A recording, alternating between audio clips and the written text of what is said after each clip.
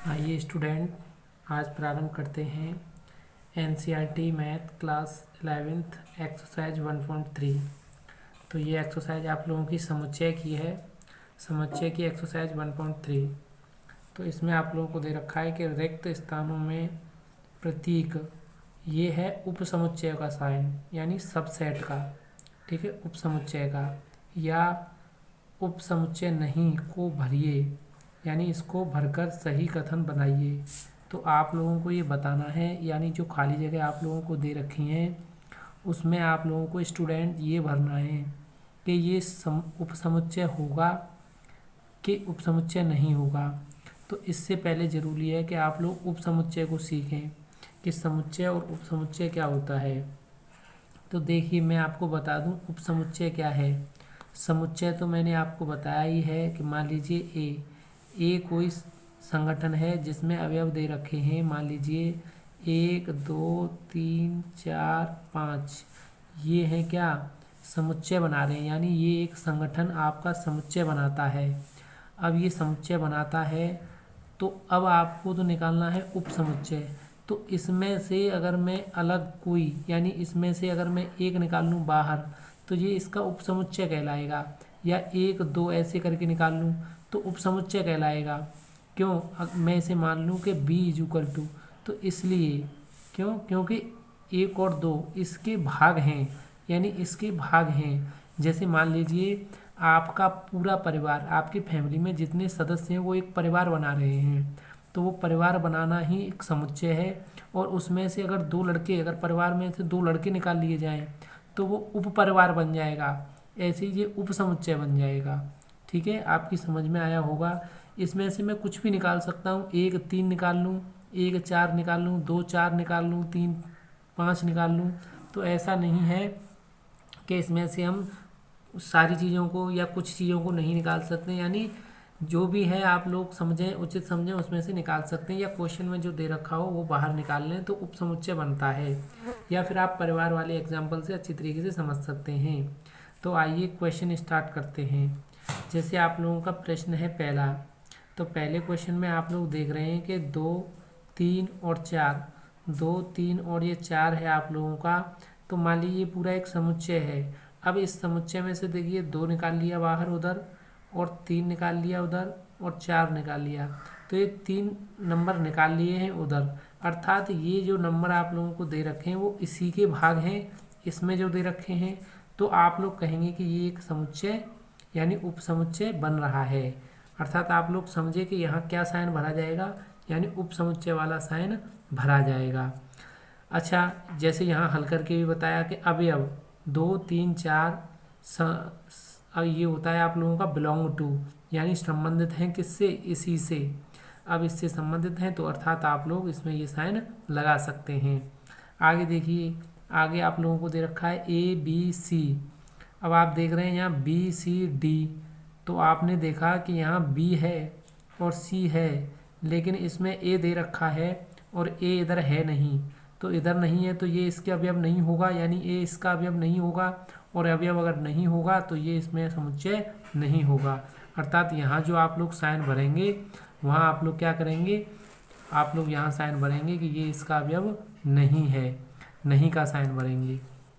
आगे देखिए, आगे का क्वेश्चन कह रहा है आप लोगों से कि x ऐसा है, ये साइन किसका होता है, ऐसा है कि x आपके विद्यालय की कक्षा 11th का एक विद्यार्थी है। यानी कोई आपके 11th क्लास का एक विद्यार्थी है, मान लीजिए आप खुद एक विद्यार्थी हैं, तो x आपके विद्यालय का एक विद्यार्थी है। तो x ऐसा है, यानी जो x यहाँ है वही x यहाँ ऐसा है कि आपके विद्यालय का एक विद्यार्थी है। तो आप अपने विद्यालय के एक विद्यार्थी हैं और आप कक्षा 11th के भी विद्यार्थी हैं, तो इसका मतलब है कि आप विद्यालय के भी अवयव हैं, अर्थात विद्यालय के भी हिस्से हैं। तो यहाँ आप लोग क्या भरेंगे, तो यहाँ आप लोग अब यानी सबसेट का साइन भर देंगे। यानी आप देखिए यहाँ जैसे जो विद्यार्थी विद्यालय की कक्षा 11th में हैं वे विद्यालय में भी हैं, अतः आप लोग कह सकते हैं कि आप विद्यालय से संबंधित हैं, अर्थात आप विद्यालय के ही उपसमुच्चय हैं। आगे देखिए, अगला क्वेश्चन आप लोगों से कह रहा है एक्स एक्स किसी समतल में स्थित एक वृत्त है और एक्स एक्स एक समान समतल में एक वृत्त है जिसकी त्रिज्या 1 इकाई है।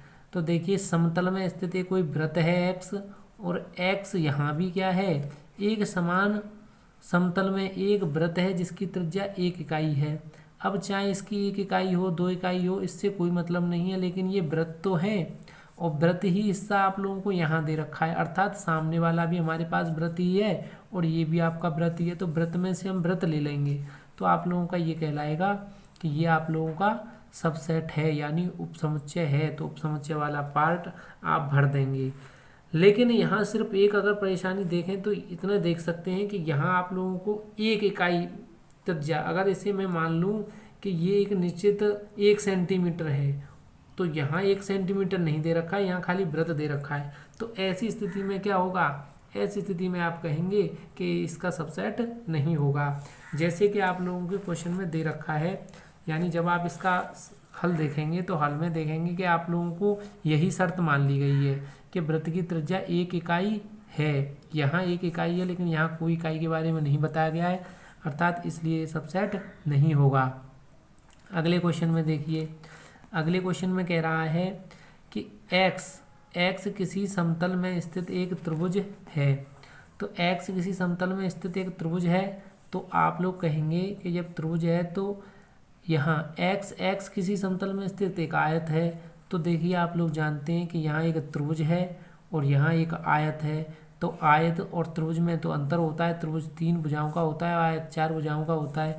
तो 4 और 3 में अंतर आएगा, इसलिए कि त्रिभुज आप लोगों का जो त्रिभुज होता है एक समतल में एक त्रिभुज, वो आयत का भाग नहीं होता है, अर्थात आप लोगों का उपसमुच्चय नहीं बनेगा। अगला क्वेश्चन है, एक्स ऐसा है कि किसी समतल में स्थित एक समबाहु त्रिभुज है। अब ये समबाहु त्रिभुज है और ये कह रहा है आगे कि एक्स किसी समतल में स्थित एक त्रिभुज है। तो देखिए कोई त्रिभुज है, तो त्रिभुज मान लीजिए आप लोगों का समबाहु हो, विषमबाहु हो, यानी एक त्रिभुज है, बस उसने आगे वाली लाइन में क्या कहा है कि सिर्फ त्रिभुज है। तो पीछे वाला कुछ भी हो सकता है, समबाहु हो, विषमबाहु हो, समद्विबाहु हो, ठीक है। तो आप लोगों का यहाँ एक समुच्चय बनेगा, अर्थात यहाँ आप लोग क्या रखेंगे, यानी ये इसका एक समुच्चय है, यानी ये वाली बात इसकी एक भाग है, आप लोग ये मान सकते हैं। चलिए अगला क्वेश्चन देखते हैं। क्वेश्चन नंबर है 2 आपके पास। तो क्वेश्चन नंबर 2 में आप लोगों से क्या कहा, जांच कीजिए, यानी जांचिए कि निम्नलिखित कथन सत्य है अथवा असत्य है, यानी ये दिए हुए कथन सत्य हैं या असत्य हैं। तो जैसे मैंने पिछले क्वेश्चन आप लोगों को समझाए हैं, सेम आप लोग इन क्वेश्चनों को भी समझ सकते हैं। कैसे कि ए और बी जो आप लोगों को दे रखे हैं, ये इसके हिस्से हैं कि नहीं है। तो देख रहे हैं आप ए भी है, इसमें बी भी है। तो आप लोग देख रहे हैं कि ए और बी दोनों मिल रहे हैं जो कि इसके अवयव हैं। तो ये वाली बात इसने गलत कही है, क्योंकि ये इसके उपसमुच्चय बना रहे हैं ये दोनों, लेकिन इसने बोल दिया कि उपसमुच्चय नहीं है, अर्थात आप लोग ऐसा नहीं मान सकते। आप लोग कहेंगे ये उपसमुच्चय है, अर्थात ये कथन गलत है। आगे देखिए, ए अंग्रेजी वर्णमाला का एक स्वर है। तो एक स्वर, अंग्रेजी वर्णमाला का एक स्वर, तो अंग्रेजी वर्णमाला में आप लोगों को पता है ए ई आई ओ यू होते हैं और इसमें से ए ई निकाल लिए गए हैं, तो ये एक समुच्चय बनाएंगे, अर्थात ये बात सही है। आप लोग इस पर क्रॉस लगा लीजिए, क्योंकि ये बात गलत है, क्योंकि यहाँ तो समुच्चय बना रहा है लेकिन इसने समुच्चय नोट दे रखा है। आगे देखिए कि 1 2 3, अब यहाँ 1 3 5, तो आपने पता है यहाँ 5 है, यहाँ 3 कहाँ से आ गया, तो ये समुच्चय नहीं बनाएगा, अर्थात ये बात गलत है, लेकिन इसने समुच्चय दे रखा है, अर्थात ये बात गलत होगी। आप लोग इसका सॉल्यूशन भी देख सकते हैं। आगे देखिए, आगे का क्वेश्चन कह रहा है आप लोगों से कि ए अब इसमें से लिया गया है, तो सही बात है, क्योंकि ए इसका उपसमुच्चय बना रहा है सबसेट, तो ये सही बात होगी, तो अर्थात इसे हम सत्य कहेंगे। आगे है आप लोगों का ए अवयव है किसका, ए बी सी का। हाँ, ए अवयव है ए बी सी का। आप देख रहे हैं ए बी सी, तो ए इसमें से बाहर निकाला जा सकता है, ये इसका हिस्सा है, यानी इसका पार्ट है। आगे है आप लोगों के पास क्वेश्चन, तो क्वेश्चन क्या कह रहा है कि एक्स ऐसा है कि एक्स संख्या 6 से कम एक समप्राकृतिक संख्या है। तो 6 से कम समप्राकृतिक संख्या, तो 6 से कम तो 2 4, और 6 से कम है तो 2 4 ही मानेंगे आप लोग, क्योंकि इसने सम बोला है, तो सम संख्याएं लेनी होंगी आपको।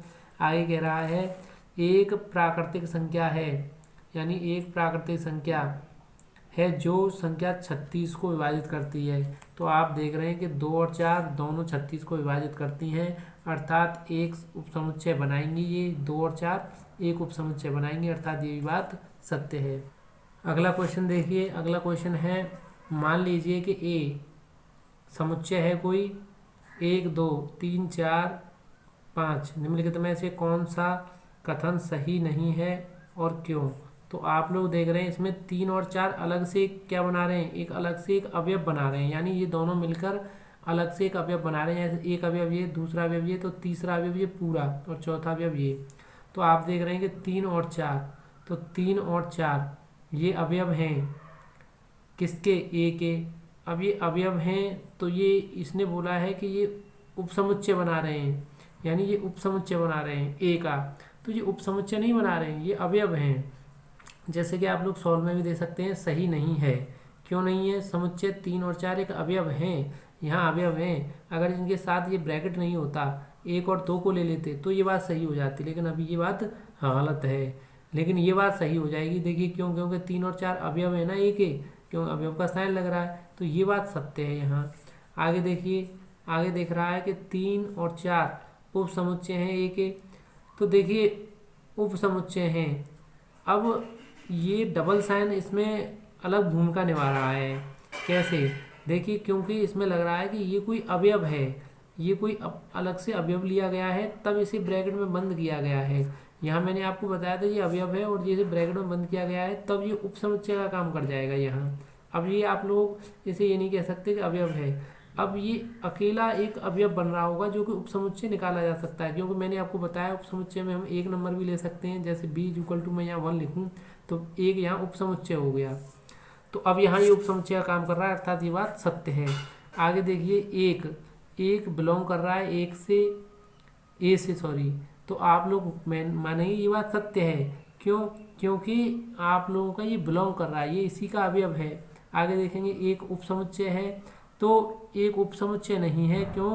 क्योंकि ये इसका अवयव है, ये समुच्चय नहीं बना रहा है, ये अवयव है इसका। आगे देखेंगे आप लोग, 1 2 5 उपसमुच्चय किसके, तो 1 2 5 उपसमुच्चय हैं एक के। तो ये बात सत्य है आप लोगों की, क्योंकि 1 2 5 अलग अलग अवयव हैं, जो कि अवयवों का संगठन यहाँ निकाल लिया गया है। अगला क्वेश्चन है आपका, 1 2 5 अवयव हैं ए के। तो 1 2 5 अवयव हैं ए के। तो देखिए ये कह रहा है, तो आप लोगों का 1 2 5 अवयव हैं, लेकिन अवयव आप लोग एक अकेले को मानते हैं। जैसे आप लोगों ने ये माना था कि एक अकेला अक्षर लिया था, यानी एक अकेला अंक लिया था, 2 ले लेता, 3 ले लेता। जैसे यहाँ सिर्फ 1 लेता या 2 लेता या सिर्फ 5 लेता तो मैं इसे अवयव मान सकता, लेकिन अभी ये क्या बन रहा है, एक समुच्चय बन रहा है, एक संगठन है। लेकिन यहाँ उपसमुच्चय का साइन होता तो मैं इसे सही मानता, अब ये गलत है। आगे 1 2 3, तो 1 2 3 आप देख रहे हैं कि 1 2 3, तो यहाँ भी ये बात गलत हो जाएगी, क्योंकि ये अलग से एक पार्ट इसमें से निकाला गया है। 2 तो यहाँ मिल जाएगा, लेकिन 3 इसमें से निकाला है, इसलिए इसे हम उपसमुच्चय नहीं मान सकते। अब फाई अवयव है ए का, तो फाई इसमें है ही नहीं कहीं, तो आप अवयव नहीं मान सकते, क्योंकि फाई का मतलब होता है 0, और 0 इसमें कहीं नहीं है। लेकिन अगर यही बात उपसमुच्चय में मानने में आ जाए, यानी इसे अगर उपसमुच्चय माना जाए तो ये बात सत्य मान ली जाएगी। जैसे यहाँ माना गया है ये उपसमुच्चय है, तो ये बात सत्य मान ली जाएगी, क्योंकि यहाँ 0 हो सकता है इसका अवयव, लेकिन अभी नहीं दिया है, इसलिए हम इसका अवयव नहीं मान सकते। जैसे मान लीजिए आपकी क्लास में विवेक नहीं पढ़ता है कोई लड़का, आपकी क्लास में विवेक नहीं पढ़ता है कोई लड़का, तो हम ये नहीं कह सकते कि विवेक भी उसी संगठन में है, यानी क्लास 11th का छात्र है, आप ऐसा नहीं बोल सकते। लेकिन अगर ऐसा बोल सकते हैं कि विवेक भी पढ़ रहा होता, काश विवेक भी पढ़ रहा होता 11th क्लास में, तो ऐसे ही क्या काश फाई इसका समुच्चय हो रहा होता, तो हाँ ये बात है कि उपसमुच्चय हो जाएगा। ऐसे ही ये, अब ये आपका अवयव बन गया, तो यहाँ है फाई अवयव और ये बोल रहा है उपसमुच्चय, तो फाई उपसमुच्चय अब नहीं बनेगा, क्योंकि यहाँ आप लोगों का ब्रैकेट लग रहा है। ब्रैकेट का एक अपना अलग रोल है इसमें, आप ब्रैकेट का मायना समझ सकते हैं कि ब्रैकेट से बहुत बड़ी चेंजिंग आ जाती है। ब्रैकेट लगने पर आप लोगों का उपसमुच्चय बन जाता है। ब्रैकेट हटने पर आप लोगों का वो अवयव होता है। ब्रैकेट का मतलब है एक संयुक्त संगठन बन जाना, तो वो एक समुच्चय बनाएगा, सीधी बात है। समुच्चय का मतलब ही है कि संगठन। मैंने आप लोगों को शुरुआत में ही बताया था। अब देखिए क्वेश्चन नंबर 4, निम्नलिखित समुच्चय के सभी उपसमुच्चय लिखिए। तो ए का उपसमुच्चय आप लोग जानते हैं, फाई लिख सकते हैं। जैसे आप लोग देख रहे हैं, मैंने अभी भी बताया था कि फाई 0 होता है और 0 किसी का भी उपसमुच्चय बन सकता है। ए और बी के उपसमुच्चय लिखने हैं, तो उपसमुच्चय कैसे लिखेंगे आप लोग? ए को अलग निकाल सकते हैं, बी को अलग निकाल सकते हैं, तो 2 उपसमुच्चय ये हो गए, ठीक है। और ए भी है ये आप लोगों के, कैसे देखिए यहाँ बताया है इसने कि फाई सब में चलता है, 0 किसी को भी उपसमुच्चय हो सकता है। तो फाई अलग निकाल लिया, फिर ए अलग निकाल ली, फिर बी अलग निकाल ली और ए भी अलग निकाल ली। अब आप देख रहे हैं कि इनमें ब्रैकेट लग रहे हैं। ब्रैकेट मैंने आपको बताया है कि ये अलग से एक संगठन का कार्य करते हैं। आगे देखिए, आगे जैसे आप लोग अगला देख सकते हैं 1 2 3, तो आपको पता है एक बार फाई निकाल सकते हैं, एक बार 1 निकाल सकते हैं, एक बार 2 निकाल सकते हैं, एक बार 3 निकाल सकते हैं, एक बार 1 और 2 निकाल सकते हैं, एक बार 2 और 3 निकाल सकते हैं, एक बार 1 और 3 निकाल सकते हैं, एक बार तीनों को निकाल सकते हैं। और आप लोगों का 5 में दे रखा है, तो 5 का उपसमुच्चय 5 होगा। क्वेश्चन नंबर 5 देखिए, पी ए के कितने अवयव हैं?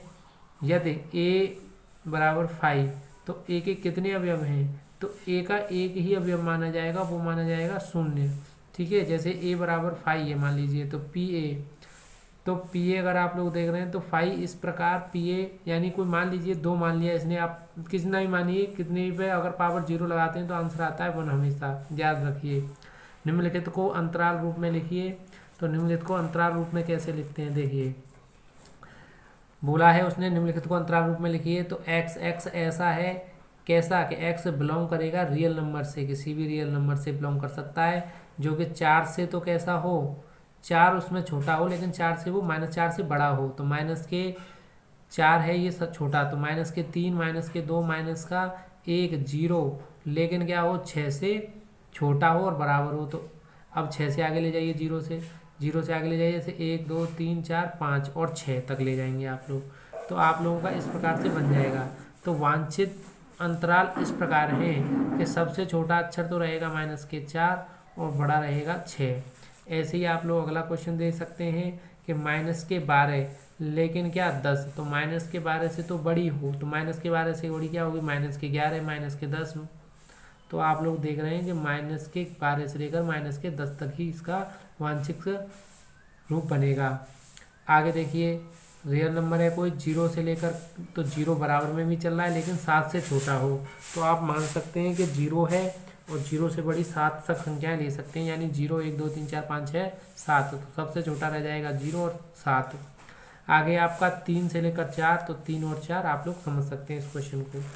आगे है क्वेश्चन नंबर 7, निम्नलिखित अंतरालों का समुच्चय निर्माण रूप में लिखिए। तो समुच्चय निर्माण रूप में आप जानते हैं कैसे आप लिखेंगे। मान लीजिए ए कोई समुच्चय है और वो कैसा है, तो आप मानेंगे x ऐसा है कि x बिलोंग कर रहा है किसी रियल नंबर से, यानी वास्तविक संख्या से, जो कैसी है -3 से, तो क्या है बड़ी, क्योंकि -3 से आप 0 तक देख रहे हैं, तो -3 -2 -1 तब 0 आया होगा, लेकिन 0 से रहेगी छोटी। या आप बराबर का भी साइन लगा सकते हैं, क्योंकि 0 भी इसमें आया है, ये आपके ऊपर निर्भर कर रहा है। आगे देखिए 6 और 12, तो 6 आया, तो देखो यहाँ बराबर लगा दिया उसने, ऐसे यहाँ भी बराबर लगा सकते हैं आप, कोई इसमें वो नहीं है कि क्यों लगाया, क्योंकि 3 आ रहा है आपका, तो 6 जैसे आ रहा है, लेकिन 6 से आगे बड़ी संख्याएं होंगी, लेकिन 12 से छोटी होंगी, तो 12 के बराबर भी तो चल रही हैं। ऐसे ही आप लोग 6 और 12 में देख रहे हैं, तो x ऐसा है कि ये तो आप लोगों का नॉर्मल सब में चल ही रहा है कि कोई वास्तविक संख्या होगी, लेकिन 6 से बड़ी होगी, लेकिन 12 से छोटी होगी, और 12 तक भी जा सकती है, ठीक है।